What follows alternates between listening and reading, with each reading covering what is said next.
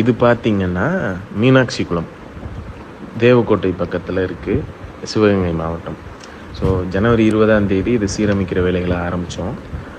இதில் என்ன பிரச்சனையாக இருந்துச்சுன்னா, ஊரில் எல்லா குளத்துலேயும் தண்ணி இருக்குது, பக்கத்தில் ஆறில் தண்ணி போகுது.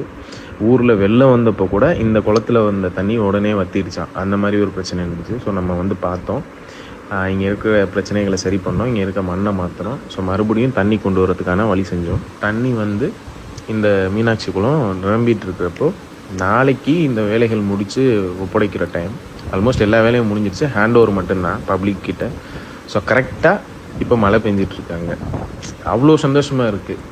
எதனால சொல்கிறேன் அப்படின்னா, இந்த மழை வந்து ஒரு 2 நாள் முன்னாடி பெஞ்சிருந்தா கூட எங்களால் ஒர்க்கு வந்து ஃபுல்லாக முடிச்சிருக்க முடியாது. கரெக்டாக ஒர்க்கு முடித்ததும் இங்கே மழை பெய்யுது. அவ்வளோ சந்தோஷமாக இருக்குது. ஸோ இங்கே சிவராத்திரிக்கு வந்தவங்க அவ்வளோ பேர் அவ்வளோ சந்தோஷம். ரொம்ப வருஷமாக தண்ணி இல்லாத இடத்துல தண்ணி கொண்டு வந்துட்டீங்க அப்படின்ட்டு எல்லாருமே ரொம்ப ரொம்ப சந்தோஷப்பட்டாங்க. இப்படி ஒரு இடம் இருக்குது, அங்கே இப்படி ஒரு பிரச்சனை இருக்குது அப்படின்னு நம்மள்ட்ட ரீச் பண்ணி அதை சரி பண்ணுறதுக்கு எல்லா சப்போர்ட்டும் பண்ண கேன்ஃபின் ஹோம்ஸ் பிரைவேட் லிமிடெடுக்கு ரொம்ப ரொம்ப நன்றியை தெரிவிச்சுக்கிறேன். உங்களோட சப்போர்ட் இல்லை அப்படின்னா இந்த வேலை நடந்திருக்காது. ரொம்ப ரொம்ப நன்றி. ஸோ எப்பவும் சொல்கிறது தான், நீரின்றி அமையாது உலகு, நீர்நிலைகளின்றி அமையாது நீர்.